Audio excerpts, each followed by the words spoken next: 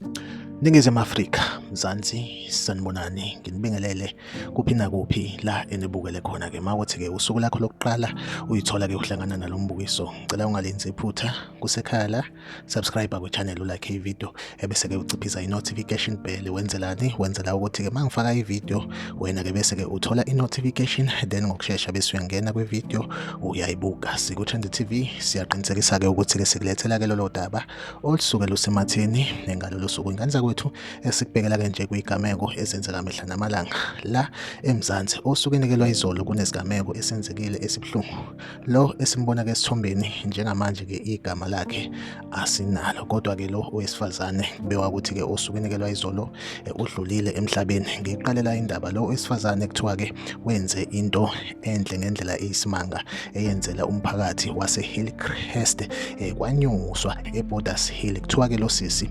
uvule ikhemest ngenhloso yokuthi-ke abantu bendawo bangalo bemosha imali beya edolobheni ngenhloso yokuthola mhlambe imithi ezobasiza kulezo igulo abasuke benazo ngaleso sikhathi. Kuthiwa-ke lokhu ukwenze ngenyanga edlule, nekuthiwa-ke izolo kufike amadoda khona ekhemesti yakhe, afika avulela ngenhlamvu, angakhuluma lutho, amshaya ngesibhamu, aphinde futhi adubula nokhesha wakhe washona. I-security elizamile ukuthi lizolekelela noma lizothola ukuthi kwenzakalani. Kuthiwa-ke nalo lidutshuliwe, then lalimala-ke lona lase liphuthunyiswa esibhedlela. Lesigameko senzeke lapha endaweni-ke yase-Hillcrest kwanyusa eBorders Hill. Like ividiyo, subscribe kwi-channel, uphinde ucommente kwi-comment section ungitshela ukuthi kuthini ukuphawula kwakho ngalolu daba. Yize ku-Trend TV izohlezi ikhona indethela-ke indaba eyisematheni usuku nosuku. Asihlangabezane kwividiyo elandelayo.